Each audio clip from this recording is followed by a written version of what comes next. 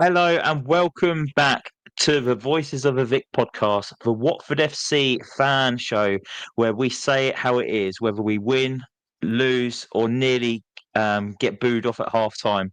I'm Ben, and joining me today is Caity and Mike as we break down Watford's dramatic and frankly chaotic 2-1 comeback win over Hull City at Vicarage Road yesterday.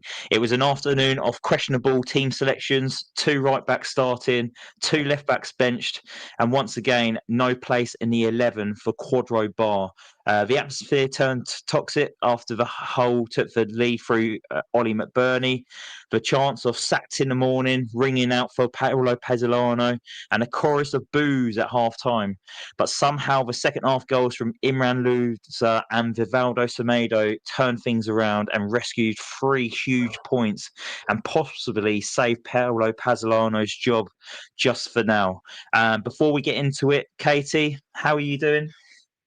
Yeah, I'm doing okay. Bit of a shock result, honestly. I wasn't expecting a win.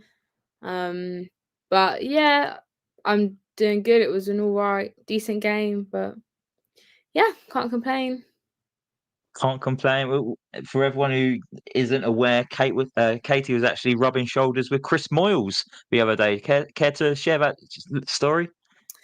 Yeah, he just came to the pub that I work in and he was just there and I thought, "Oh, I really recognise him." And turns out he actually had his birthday party there a few months ago. Um but yeah, he was there. He was there for hours, and his bill was about £600.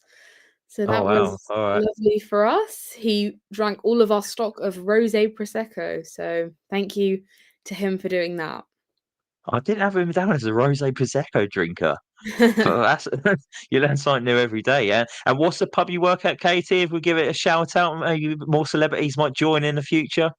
It's called the Bull in Highgate, but don't come there. No free drinks on Katie shifts. And let's go over to the podcast royalty that is Mike Duffy. Mike is back tonight as a special guest to help us out. Mike's obviously started up his running podcast, Chasing the Finish. Mike, how are you doing, mate? And how's the running podcast going? Yeah, I'm doing well, thank you. It's good to be back on. It's been a while. And yeah, the running podcast is going very well, thank you. I started it up with two of my mates, and well, that you know as well, because they were groomsmen of mine along with yourself. And I expected to maybe we did the pilot episode and we put it out and thought, right, a bit like how we started, put it out and you sort of think, right, let's see what sort of reaction this gets. And we clicked stop recording and we said we absolutely love that. And then it went down better than we thought. And here we are. I think episode 15 is in the works at the moment to come out next week. So yeah, it's going really, really well, really enjoying it.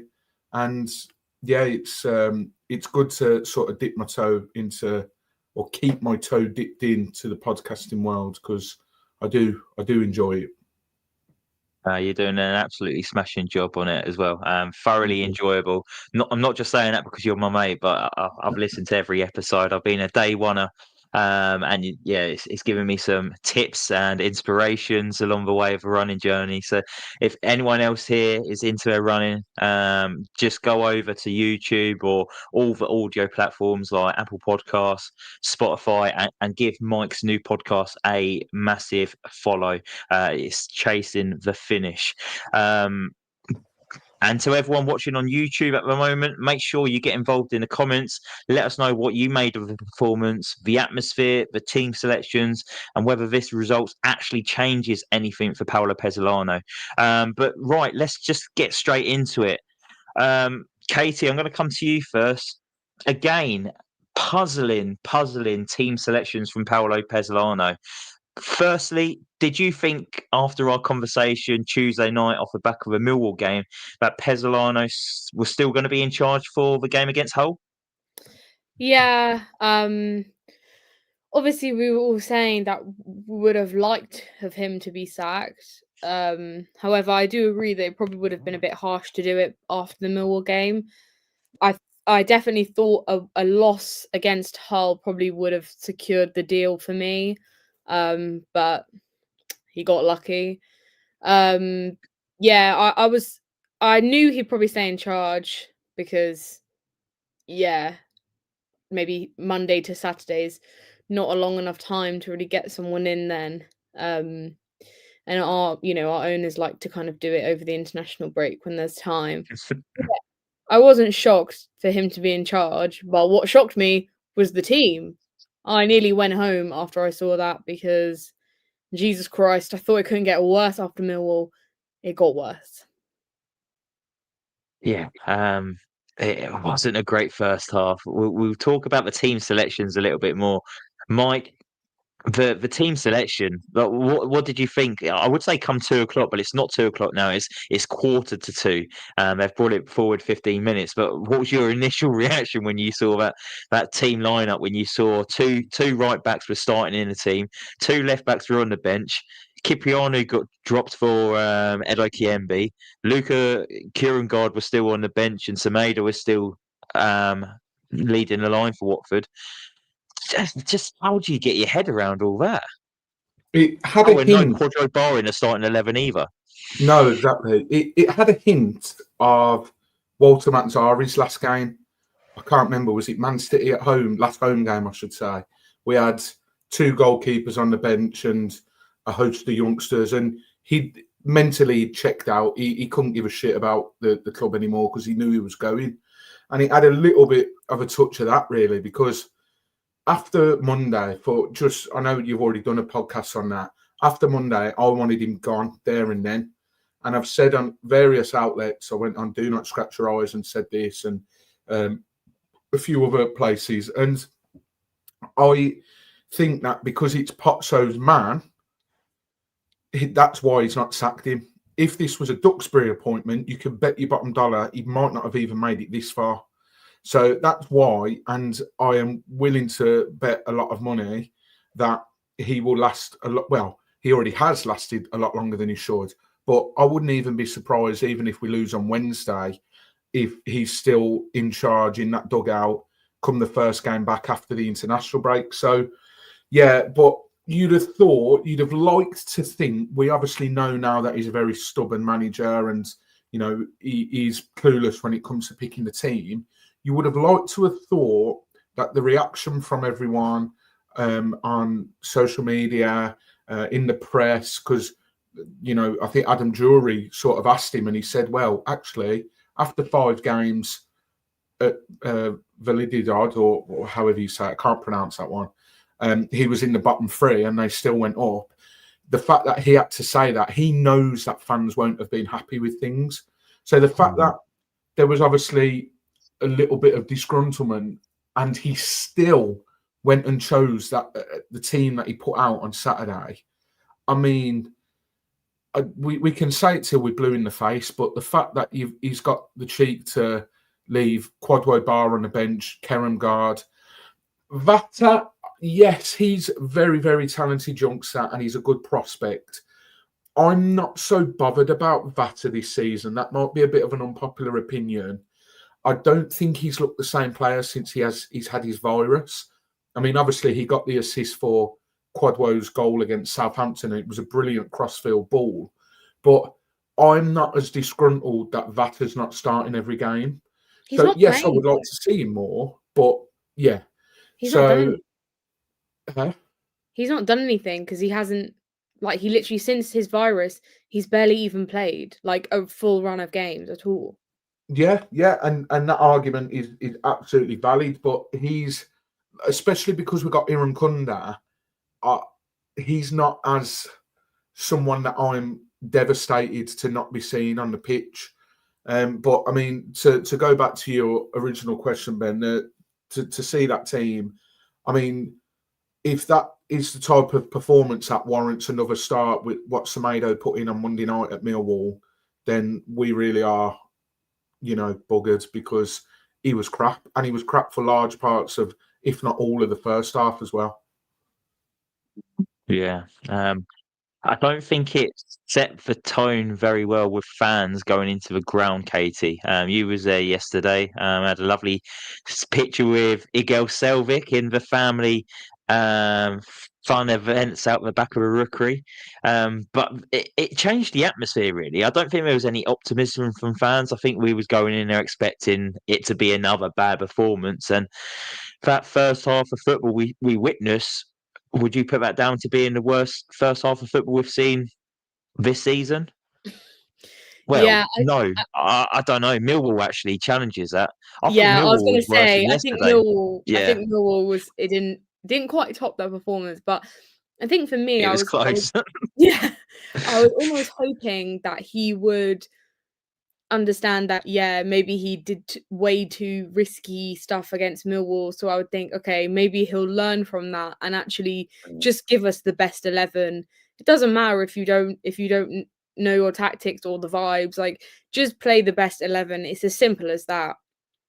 And then when I saw the team, so I met up with some of my friends from uni before, and we were like sat in this like restaurant, whatever, and saw the team, and it was just, and there was a lot of other Watford fans in there. There was almost like a collective like groan and sigh of just, what the hell is this?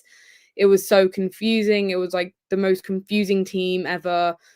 It just doesn't make sense. And the first half of football like reflected how confusing that team was, because it nobody on the pitch knows what they're doing or what they should be doing or where they should be or what their role is in the team, because they're just as confused as us. I mean, I would love to imagine what the players are thinking when they're being told on the day, hey, look, you're playing in a completely different position that you've never played before in your life. Good luck, hope you win. Like, I bet they hate him. Like, I would bet money that they think, Jesus Christ.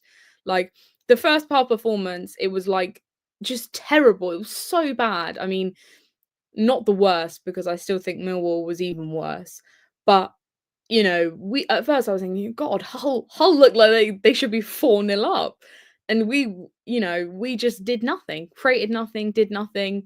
So yeah, I was going into the half time. I actually missed their goal. I was in the toilet. And I heard cheering. I heard cheering and I thought, oh, did we score? And then I heard someone above the toilet shout, fuck off. And I was like, oh, okay, I don't think we scored.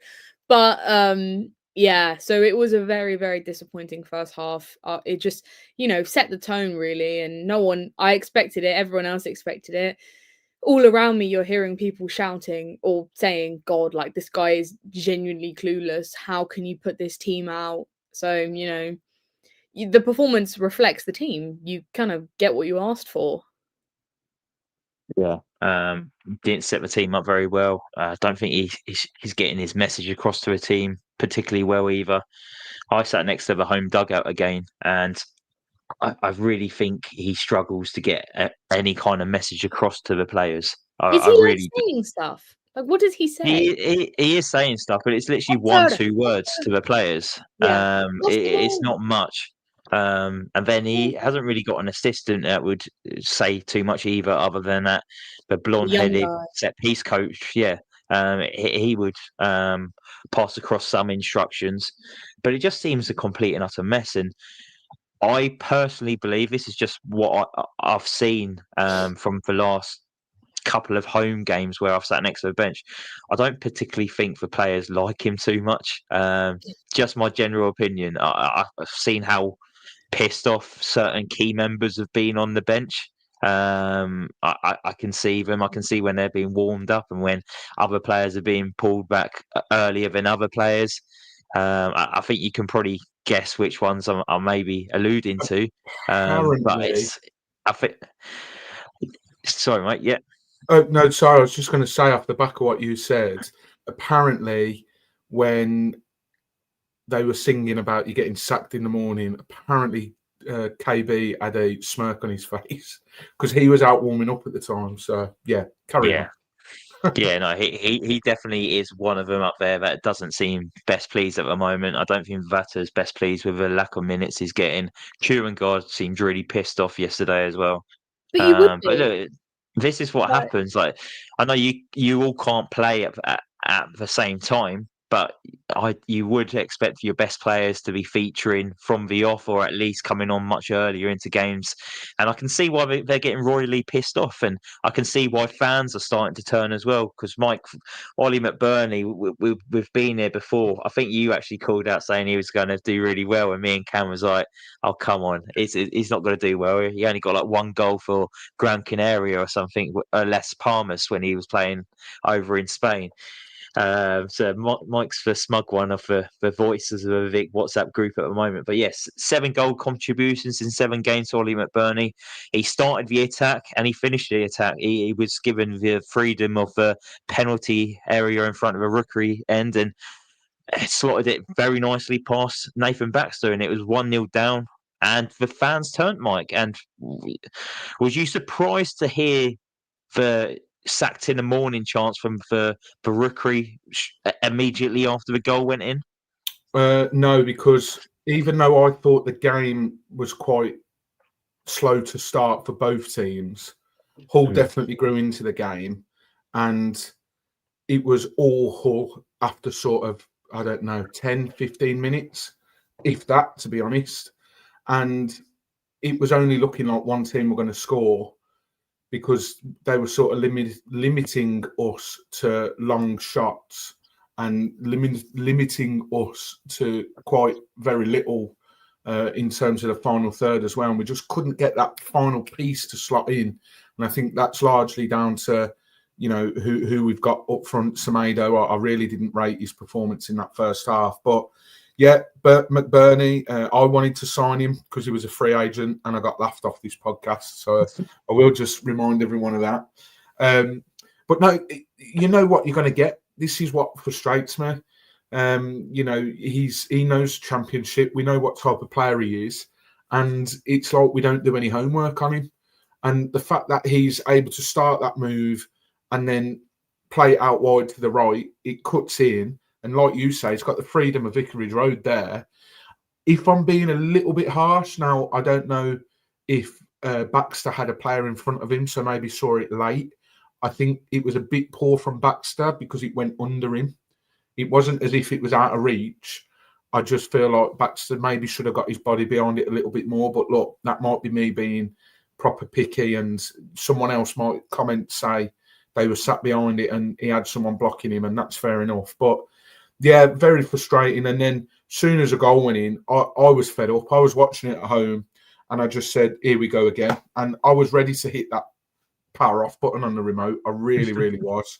Because you almost think, like, not to go all Accrington Stanley's ex-boss meme here, but you almost think, what's the point anymore, and that you're falling out of love with football. And I've been thinking that far too long in recent years. And I think the frustrating thing is, not to mention him too much, because I know this debate's a bit boring now, but just casting your mind back to Cleverley last season, this time last season, we're on double figures for points. Now, granted, we're only 2 points behind having 10 points, but we were much better going in the league. And we sat on this podcast and almost had a discussion about how it felt good to be connected with the club again, and we were feeling great. Well, we've done a complete 360. And I'm back at the cycle where I'm like, I want him gone. So to hear the boos, and I only watched on TV, so I can't imagine, and it was very, very clear. So I can't imagine how audible it was. And the fact that he heard it as well, because he made comments on it in the post-match press conference. But no, I'm not surprised. And they were deserved. I don't even think that people booing them off at half-time were booing the team. Because as Caity said a minute ago, no, I agree. You're trying to get square pegs into round holes. You're asking people to play out of position. Matty Pollock, how many times have we said on this podcast, he's not a left-sided centre-back. He works better in a back four. To be honest, I wouldn't even have him in the starting 11. He did all right. He was unlucky not to score yesterday. But where's James Abankwah? Why is he now sat on the bench doing nothing? So, I think they were absolutely bang on to be booing. And if it was ever possible, I would have loved to have seen him being sacked at half time and someone else bloody, I don't know, pick John from row F out the crowd and get him to do the team talk and manage the second half. Mariappa was there. Well, Okay. yeah, there we go. So was Truster Kong. I'd have stuck him on the pitch. Oh, not Mariappa. I meant to say Truster Kong. Sorry. Oh, right. Okay.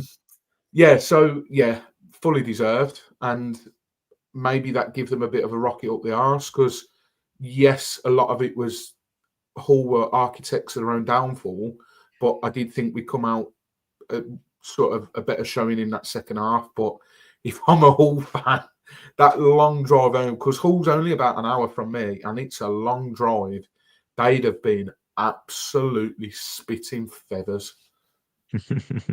Yeah, it was a royal fuck up from them. But yeah, I agree with you, Mike. I don't think the booing at half time was directed at the players. The effort was there. It's just for the team selection, what the fans are fed up with. It's for the playing style. It's exactly the opposite to what he promised about the high press, the high energy. It's nothing like that. It's slow football, boring football, playing out from the back when we're 1-0 down and you want to get the ball forward. It's just come on, just do something different. So I think that was fully directed to for obviously the head coach at half time. Even my little girl Isla, she was booing at half time and she was like, "Did you hear me? I booed," and I was like, "I'm so proud of you." But again, another reason why we was probably booing at half time, Caity, was we could have gone in 3-0 down at half time. Baxter made the save, which was probably, he didn't probably know too much about it. It went straight at him. He just threw himself at it. But then McBurnie hit the post as well, which bounced back out. And it could have been a lot worse in that first half before it got better in the second half. Yeah. We got incredibly lucky that they weren't that good. And I think as well, any other day that ends 2-3-0 to Hull, they were genuinely dreadful, which is why I think what Mike was saying about them being cheesed off, if I was a Hull fan, I'd be thinking, oh my days, like, it's not, we've got like our worst team set up to play, you're playing everyone out of position and you still lost. Like, that's actually crazy. I would be fuming if I was a Hull fan. Yeah, I think the thing is like, there was booing, and I have to say the chants about getting sacked in the morning, that happened like once, and then it wasn't like consistent. There was like one. There was a chant, Gino chant as well, wasn't there? Someone tried to get a Tom Cleverley chant going, but I'm not sure how much that actually went. Because yeah, I heard it from the in the Elton John stand. We don't care about Gino, don't care about me. All I care about is Tom Cleverley. So yeah. But the other chance about getting sacked in the morning, it happened after they conceded. There was like a little bit of chanting, and then honestly, like it wasn't like it was sung throughout over and over again. Like, it's, as a manager, for him to pick up on it, I was even shocked that he even mentioned it, because it wasn't crazy. But you have to understand how like annoyed fans are, and rightly so. Like, people, like, even people that I know who support other clubs, who know us for Watford, they're like, God, like, your manager is insane. Anyone who knows anything about football just knows you play your best 11 and that's where you go from. The thing that worries me is, I'm like, we don't even look like we're trying to do anything. Like, I can't even understand what he's trying to do. Like, when he says in the interviews, oh, we were really starting to take shape. I'm like, were we? How? Like, what shape? I really don't understand. I really wish he would like come out and explain his tactics to all of us, because I really do not understand anything he's trying to do. Like, there's no glimpse of like, oh, actually, yeah, I can really see you're trying to do this, but it's not quite working. Like, if he was with this specific style, a team, a formation, I'd be going, okay, I see it, but it's not working. Here I'm like, I don't see what you're doing and it's not working. But also, the fix is so easy. Play your best 11. Isco vibes. Play your best 11. Easy. Our squad is good enough. Our squad will do it. And our squad basically won us the game because they just locked in and they did well. They were like, fuck the tactics. We don't care about whatever he's saying. Louza just locked in. He did everything and then won us the game. Like, that's literally what happened. That's how we won the game. I think going back to you saying you were surprised that Pezzolano commented on the chant. I don't know if you had this written down in your notes, Ben, or if either of you remember reading about this. But when he got I won't attempt it again, the Spanish club promoted, at the parade, he was singing chants, which the chants were about getting him sacked earlier in the season. So he was singing those chants about him getting sacked back to the Spanish fans. So he obviously is one of those characters and whatnot. So, but yeah, I agree with what Katie's just said there. I don't think he probably brought it up in the press conference either. I reckon he was asked about it and then he had to reply on it. I don't think he's gone in there and started talking about it straight away. Yeah. Because it was noisy. He would have heard it, but I doubt he would have made out what the fans were actually chanting. No. He probably could tell that they were displeased. But I reckon it was translated to him and he was quickly aware of what was happening. But yeah, like you say, it's not difficult. Play your best 11. Give them a clear instruction of what you want to see. But with Pezzolano, Mike, he's chopping and changing a team every week. He's keeping the fans guessing. He's keeping the opposition guessing. But he's royally pissing off the players in the whilst doing it. How do you get your head around all this? I don't think you can, to be honest. But I mean, from opposition point of view, like, hats off to him. The guy's a genius, because when they're prepping to play Watford, they're thinking, right, well, they'll probably set up like this. Oh no, actually, so that's genius. But do you think this could be his tactic then, to try and keep the rotation and make it fresh and hard to train and prepare against? If it is, he's it's a very ballsy way of doing it, considering we've only picked up 2 wins and it hasn't worked. Whatever he's doing, it's not working. Yeah, well, yeah. So I just think, like you've said, we've said it loads already, and we're only half an hour in. But the fact that he can't see, he obviously, well, I think he's actually come out and said he still doesn't know his best team. That's obvious to see.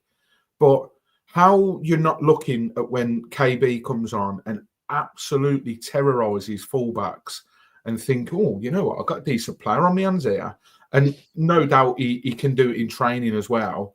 And the fact that he benches Cipriano, now, he come out and said the reason he benched him was because he wanted to deploy someone higher, and he feels that Sissoko or Kayembe are better higher up. Now, I would maybe be inclined to agree to that, but that still doesn't excuse. He could have very easily not played Mendy next to Louza and played Cipriano instead, and then you're still able to have Kayembe operate as a further midfielder.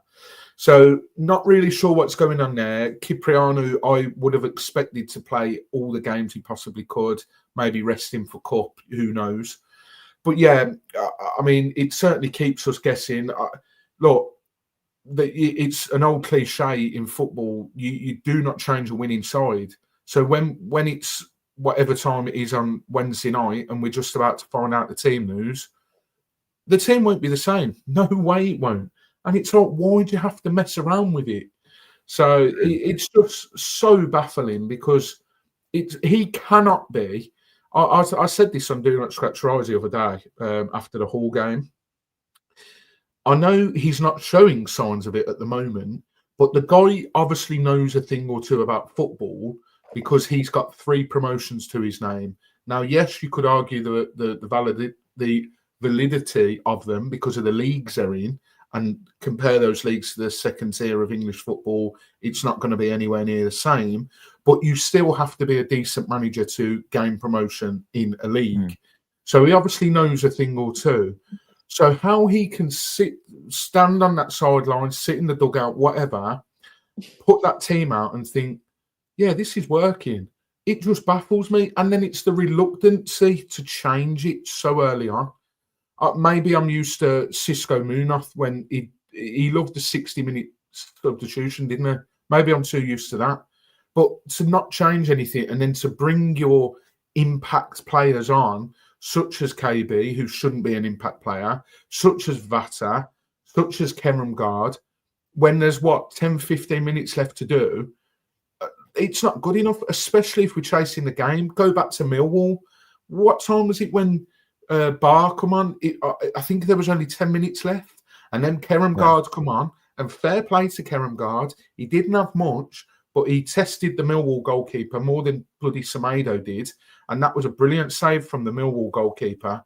So I just do not understand what he's watching from some of these players and the fact that he can come away thinking, they've done all right there. They deserve to go again next game, because it's absolutely baffling. They must be, the training sessions must be off the scale, because they must be superb in training, because that's the only reasonable explanation as to why he keeps putting these players in these positions.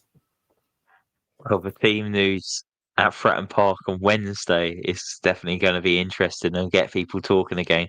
He's definitely keeping us all on their toes. Caity, the second half, it was a much improved performance. It took a while, but we got there. Imran Louza getting the goal to get us back on to level terms. But special mention to Vivaldo Semedo for a hold-up play in the penalty box. Like Mike said, wasn't particularly impressed with him in that first half. He had a chance where Kevin had a flick on in the 6-yard box and he struggled to get his toe onto it to connect it goalwards. But second half, he came into his own, and I think he's starting to show Watford fans what he can do, because we've not seen too much of him. He's been reluctant to play in some games. I did think second half against Millwall, he looked a little bit better than he did in the first half. Same for yesterday. Wasn't great first half. Grew into it second half. But from the signs that you've seen in that second half yesterday, were you quite impressed with Vivaldo Semedo? Yeah, he did a lot better. He did really well for Imran's goal, and he did well for his goal as well. But for me, it's still not enough. Like, he doesn't, especially the first half performance was really, really poor. It was giving me like Bear vibes, like just couldn't get the ball falling over, like no hold up play. Like, it was really, really disappointing. And the fact that, I mean, I've said that Luca hasn't been a huge standout player. However, I think Luca has done better, not enough to be dropped. It just worries me what the manager sees in the team. Like, it would be really interesting to find out his reasoning behind the team selection, find out his reasoning for having like Luca on the bench, Bar on the bench, Vato on the bench, because the thing is, and I don't know how Hull didn't do this, because I think the way that we're setting up currently, even with playing a different start, like a different team each time, we're easy to figure out, because Irakunda is your main sort of playmaker guy. You stick 2 defenders on him, he never sees the ball. Like, if you can completely shut him out, you almost basically get rid of all of the attack. Obviously, you've still got people like Louza, but I definitely think Semedo is not someone who I was thinking, oh yeah, like you're really driving this attack forward. At least when Luca's on the pitch, he is tall. There's a presence in the box. He's always there. I think that is what Semedo like struggled with. But, you have to give him credit for the second half, because I think he did do a lot better. His goal was great, winning the header. I mean, really poor defending from the whole team. But, give it to him. He was obviously really, really pleased with his goal. His celebration lasted for like 3 minutes. And then I watched his interview afterwards, and he was, seems like a nice guy, cares. I think it is just about putting on the right players that work with each other. Like, it feels like such an easy fix. I just don't know why Paulo's like just free for all, everyone play where they want. Like, that's how it feels. Like, I would be questioning as well, out of all of this, Kerem Gard's already been written off by a section of our fans. I genuinely don't mean UK here. There are a lot of harsh critique of Kerem Gard on Twitter, which is frustrating to see. People liking him to Rajovic, not having that one bit. But my question is, where's Doumbia? You know, Yes. Doumbia, we saw it last season, glimpses of it. You know, willingness to press, high energy, can win a header, can hold the ball up. You know, if he doesn't want to play Kerem Gar and he thinks something's wrong, that's not a problem. You're the manager. But when you're falling back on Semedo, you know, at least Doumbia, I know he's fairly inexperienced still, but at least compared to Semedo, he has got that championship know-how. Scored a couple of goals as well for us last season. So where is he? Yeah, I agree. And didn't he played like the first few games, He was didn't playing he? left wing, wasn't he? He played away at Yeah, and Charlton then left wing. it was really poor. But then again, like he's not playing in his position. Like play everybody where they should play, and you will do well. If you play someone, it's like saying, "Oh yeah, Backman, like you're going to be up front." Not Backman, Baxter, you're going to be up front today, and he's just like, "Okay." Like, can you imagine? Like even yesterday, like everyone was just all over the place. Like there was a time when Irakunda was like playing in the back line. I was like, "What are you doing? Go up front." Yeah. Because then when you've got Patrice running and bloody hell, he was fast. You've got him running the length of the pitch. Irakunda's jogging in the back, is waiting for the ball to get turned over so we can defend. Like, no, you're supposed to be in the box. You're supposed to be attacking, please. But the whole system is wrong. Everyone's kind of just like there was a moment where I was really laughing because I think like Matty Pollock was like playing like left wing or something, but like forward, and he was trying to like cross in the box, and I was just like, oh my days, it's literally painful to watch. Like no one stays where they need to be. It's kind of just lock in and just try and do your best. Like it's honestly, it's just a shambles. Yeah, I did like the second half showing of Semedo. I do think there's a bit of potential there. Bit of pace we saw as well, Mike, from him. On another day, maybe that's a red card for the whole centre back that pulled him down when he was clear through on goal after the long ball forward. But yeah, overall, I thought he did okay. What I liked as well, he just kept going, didn't he? He didn't give up. Yes, he had a first half to forget about, but so did many other Watford players in that first half. But he obviously had that shot cleared off the line.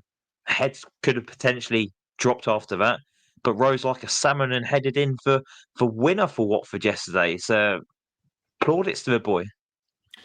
Absolutely, and I know I've just sort of slagged him off about his performance against Millwall and his first half yesterday, but at the end of the day, to add a bit of perspective to it, he hasn't played, like he's completely new to the league, so he is going to take time. And how do you fix that? Give him more game time. Would I have maybe sent him out on loan this season? Probably, but I agree. We heard a lot about him, that he had a lot of talent, and when Udinese signed him, I remember there was a bit of fuss around the signing, and then the fact that we were signing him, there was a bit of a hoo-ha about that as well. So, look, the kid's only going to get better with the more game time he gets. But for me, it's a tough one because, look, at the end of the day, he's got an assist and a goal to his name after Saturday. So based on that, he probably merits starting on Wednesday night. But I just think that Kerem Guard offers us something different, and his all-round game is better. But of course, he's going to be a more rounded player because, granted, not by much, but he has played more. It's got a couple of goals to his name. Confidence is there. But yeah, you're absolutely right. You know, how many times have we seen Bio, for example? I'll use that legend. He'd miss a chance like that, and his head would just completely drop, and then he'd be out the game. But fair play to Semedo. Kept going. And look, who knows? That goal and that assist might have done absolute wonders for his confidence. Knowing the fact that I've just slagged him off a bit, he's probably going to go on a bit of a purple patch and become our top scorer, isn't he? But yeah, fair play to him. You know, he didn't do very well in the first half. Maybe a lot of other managers would have hooked him at half-time or earlier on. But to be fair to Pezzolano, he kept him on, the stubborn bastard, and he got his just rewards for it. So, yeah, delighted. You know, always nice to see a striker getting a goal for Watford. Obviously, with Bio last season, I know he got double figures, I think. But it was very rare that we saw a striker get so much joy, to be honest. So I always like to see new strikers score goals for their clubs because it shows that it's worth it. But yeah, let's see what happens on Wednesday. I won't get too excited. Obviously meant a lot to the guy as well. He seems really happy with his first goal for Watford. Playing in a different country as well, isn't he? So, at the Vicarage. Yeah, he was very happy to score at the Vicarage. So yeah, fair play to Semedo. Caity, captain fantastic. Imran Louza yesterday. Second half performance in particular. He kind of grabbed the game by the scruff of the neck and carried us forward, didn't he, yesterday?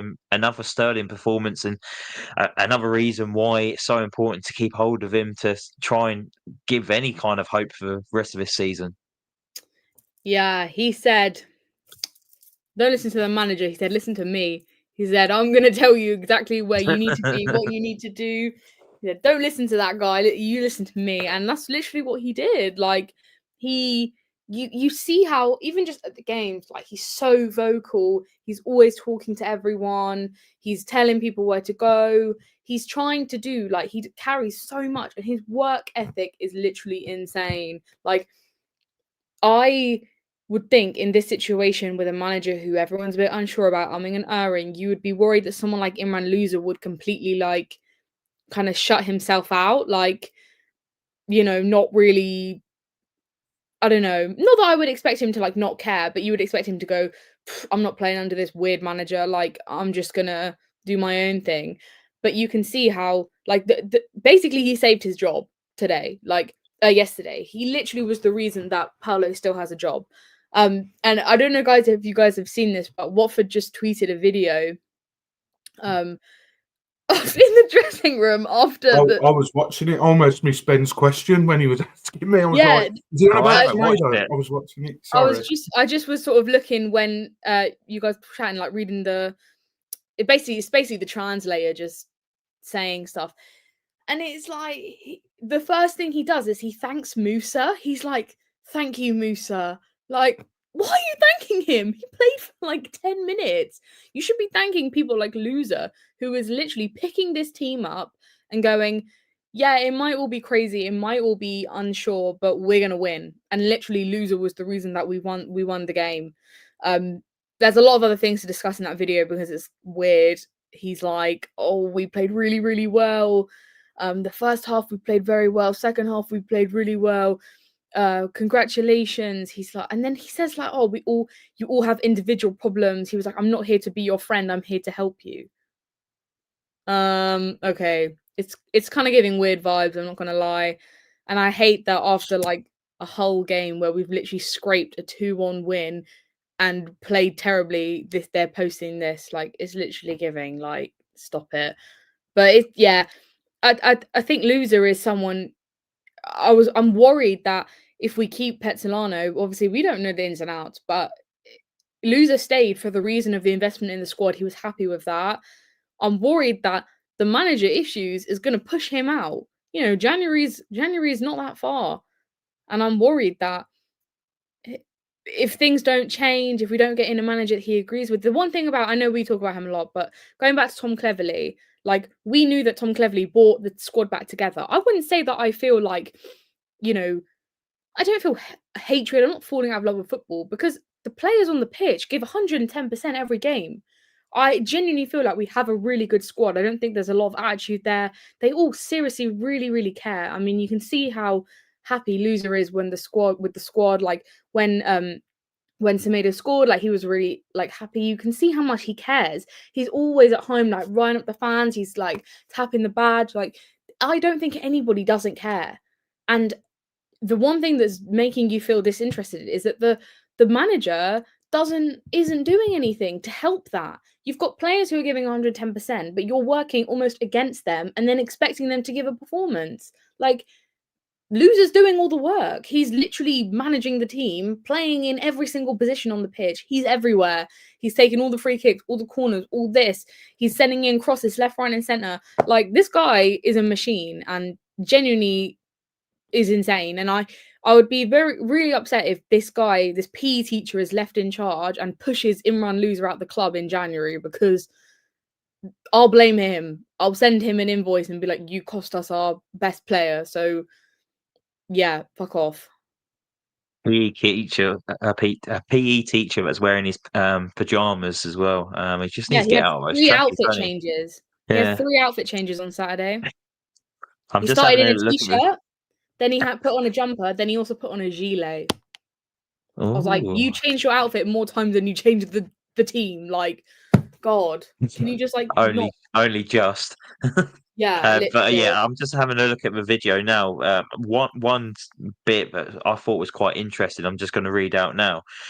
He said he's been translated by his colleague, and he says we need everyone.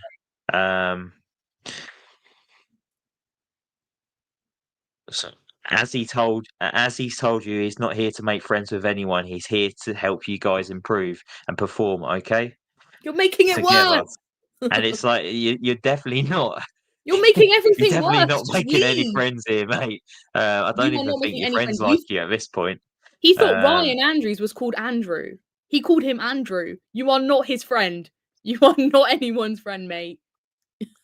then he goes on to say, together we get the results. Okay, you have a lot of problems, individual problems. I have too. Okay, we need to work every day. Everyday work. The only way, working every day. You are here to work. You are here to play football. It's the most beautiful thing in life. Playing football is the most beautiful thing in life. Enjoy this, okay? And that's it. Can you see Caleb Um, Wiley in the back? He's like, he just looks like he just wants to kill himself. Like, I just think Watford Football Club haven't read the room here, Mike. I don't think that fans aren't. There isn't a connection with Pezzolano and the fans.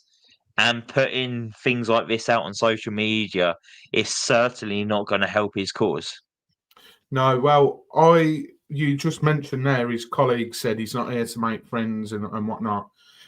I remember at the start of the season, I think the lads over from the Rookery ends sat down and went to like a press day at the training ground or something, and they managed to speak to Musa Sissoko and then a few of his coaches, Pezzolano's coaches. To be fair, one of the things that I think it was that gentleman that actually said it, he said like he doesn't come in, he doesn't make friends, he's here to do a job. And he said he doesn't really build connections with fans. Yes, he obviously understands how important fans are to football, etc. But I'm getting Ivic vibes because Ivic was very regimented. He was almost like an army sergeant. He was very regimented and set in his ways. And there wasn't, I was going to say there wasn't that connection with the fans. It was in lockdown, so it'd have been hard push to have a connection with fans. But this is what I imagine it would have been like. Had Ivic been in stadiums with fans, there wouldn't be much connection. Yeah. In his mind, he's here to get Watford promoted. Yes, he'll clap the fans, and I don't even think he's done that at every game yet. And, gets paid. I can imagine he comes in early, goes home late, doesn't really converse with the players much other than when he needs to get instructions across via his right-hand man. So, yeah, I just think a big thing as well to remember is you got to remember we've just gone from a coach who was so open, really connected with the club, had that real community spirit about him, to now going to quite the opposite, really. And maybe this is just a replay of that promotion season in lockdown. We've started with quite a straight-laced person, stone-faced. You'd be lucky to sort of get boo out of him. And then maybe when he goes, we're going to get in this happy chappy from, Gino's probably got a world map in his office and he's going to throw a dart blindfolded, see where it lands, and we'll get a manager from that country. So, and he'll be the happy, jolly one that you stick in front of the camera. All the fans love him. And like Caity said, just to piggyback off what she said earlier, you don't even need to be that good of a manager, I don't think, to manage this team well. Because you put them in the right positions, and with the squad we've got, Pezzolano, mate, if you're watching, stick them in the right positions, mate, and they're doing a job for you. Almost reminds me of when Troy has always said since leaving, when Jukanovic come in, he barely managed the team. The players did it within themselves, and I think that's what we can see with Louza. Louza's seeing how much of a shit show we're in, and he's grabbing it by the scruff of the neck, and he's like, forget this. I'm not playing like this. We're going to go out. We're going to get those 3 points. And he's doing everything possible. And he will win a lot of points for us this season, Louza will. Maybe not by assists or goals, but what he does on the pitch, constantly speaking to the players and trying to rally everyone together.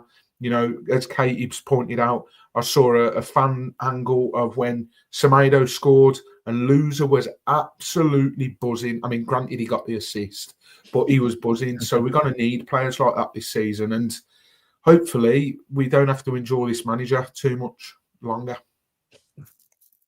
Fingers crossed. Caity, how much credit does Pezzolano get for us turning around that victory yesterday? Or was that second half performance all down to the players?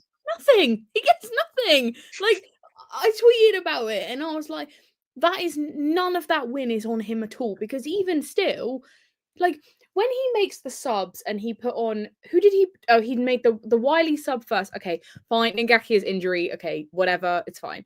I understood that. And then the first sub being Sissoko, I was like, do you want me to like rip my hair out? Like, this is driving me insane. Because for me, when you're swapping Edo and Sissoko, that feels like the same player for the same player. A lot. I think they have a lot of similarities, both dreadful. So for me, he was lucky that we actually, because then he made the sub for he did the triple sub Bar, Luca. Who else came on? I can't remember now. Someone else. Cipriani. Cipriani. Like, in my mind, he was going to make those subs then, even if we hadn't scored.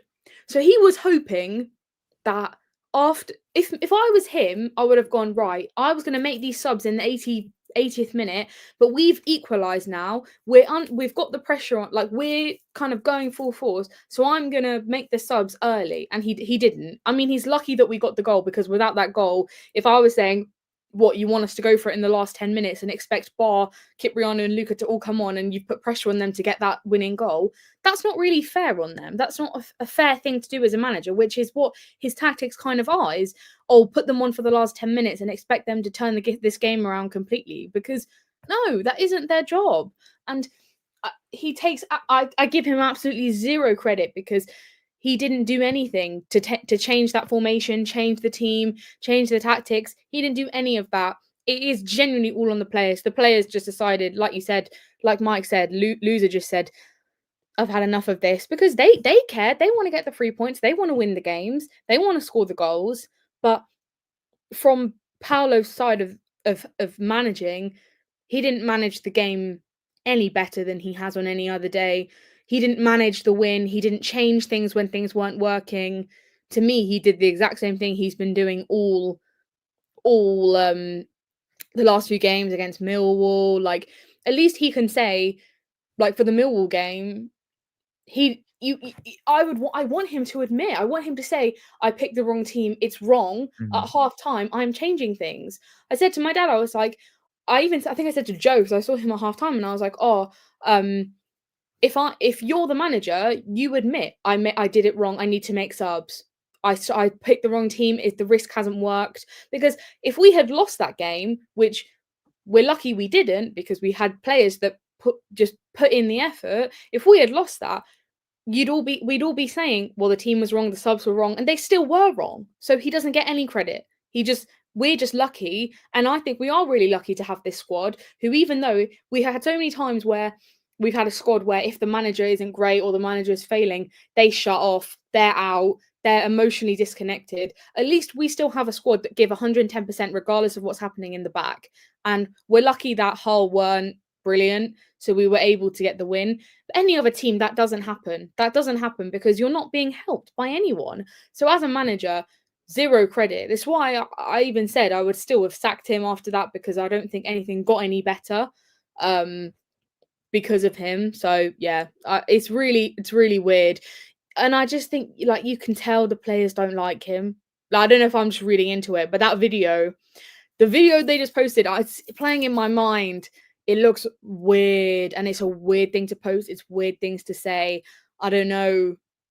They posted that as if it's supposed to be inspirational, but that's just made me think, oof, like, the players hate you. You know they have a side WhatsApp and they chat shit about you. Like, you know that's what they're doing. Well, there was a tweet put out earlier today, Mike, from a journalist of a club captain supposedly going to the owner of the football club saying that they don't rate the manager. I understand there's lots of teams in the Championship that are probably in a similar position to Watford at the moment. I think Southampton with Will Steele, I think Norwich City with Liam Manning, and I think Watford with Paulo Pezzolano. So it could be any one of those clubs, but who I would think know it it? could It be. potentially could be Watford. Yeah, I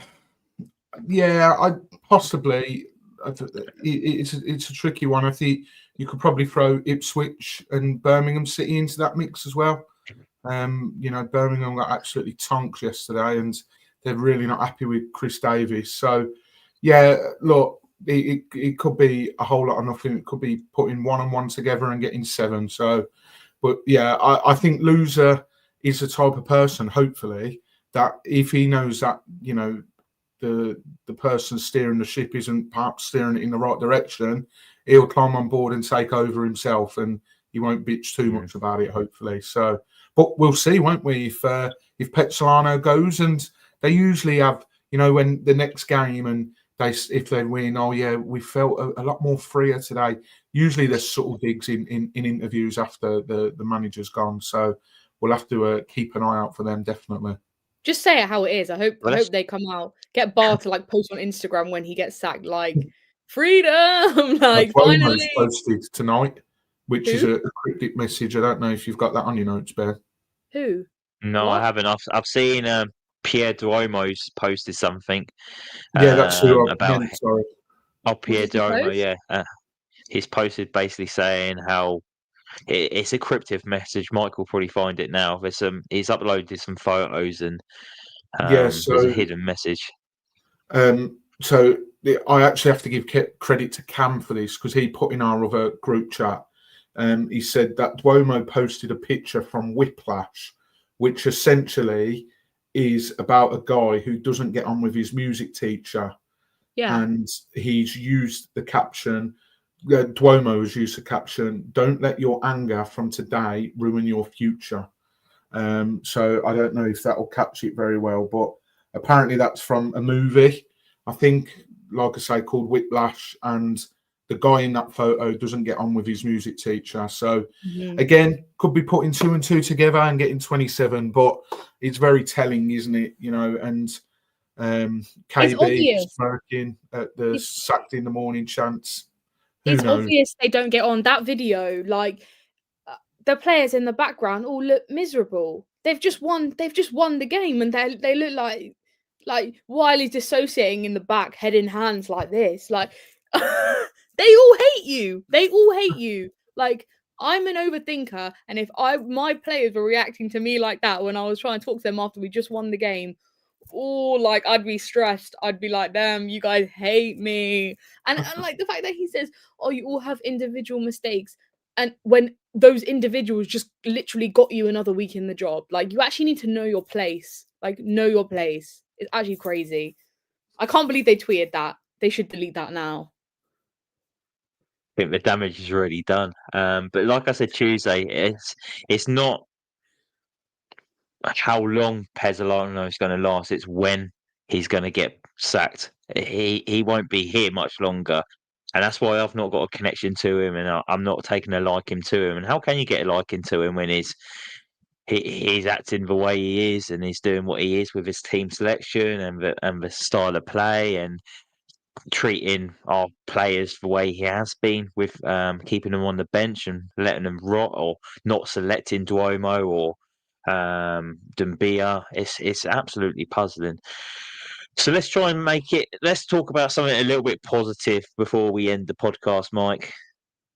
Jeremy Petrus. I thought he was very, very good yesterday. What was your thoughts on him? Yeah, I thought he was good as well. He got a bit of a pasting online after Blackburn.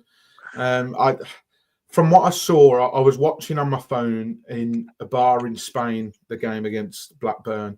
So perhaps not the best way to judge a game. But I thought he looked all right against Blackburn going forward. Maybe a few question marks over his defensive work. But I think yesterday, he's just what we need. And I think in that position, we are looking okay because we've got backups, haven't we? So I like his forward play. We've not seen enough of that from fullbacks. Well, I mean, I'm a big fan of Ngakia, so maybe that's a little bit of a lie, but it's refreshing to see. And he certainly made a handful of himself yesterday. So long may it continue. I'll be happy if he's on the team sheet come Wednesday night. No qualms with me. No, definitely. And Caity, Nathan Baxter, good performance for him yesterday in the sticks. He seems like a decent number 2 that we got there. I think that Selvik will be available off the back of his concussion protocol where he missed the game at the weekend. Does Selvik come straight back in, or is Baxter done enough to keep the number 1 jersey for Portsmouth away on Wednesday? Well, we don't know at this point. We don't know what the team's going to be. Could be barring goal next week. Who knows? Like, we actually don't know. Like, who knows who's going to be the goalkeeper? I mean, I asked Selvik when I saw him, I was like, oh, how's your head? He was like, it's fine. So, I mean, I don't think Baxter will be... If Selvik comes in, it won't be because, like, Baxter's been bad. I think he's been very solid as number 2. Yeah, I don't know who he'll pick. Maybe Baxter will play and then Selvik will play on Saturday because it's quite close games. Maybe, I don't know, he'll rest him or something. Who knows? Genuinely, who knows? We can't ever predict the team because it could be anyone. Could be anyone at this rate. So Mike's just put a message in the group chat saying I was just whistling on the podcast and he thought he was on mute. I didn't hear anything. Did you hear anything, Caity? I mean, I wasn't really like... No, I went listening out for it. Maybe we'll have to listen back to it. If you're watching live, which many you are at the moment, just comment below and let us know what tune Mike was whistling to. Hopefully it's sacked in the morning. What was it? Well, I don't know why, but when Caity said the words, I don't know who could be in goal next.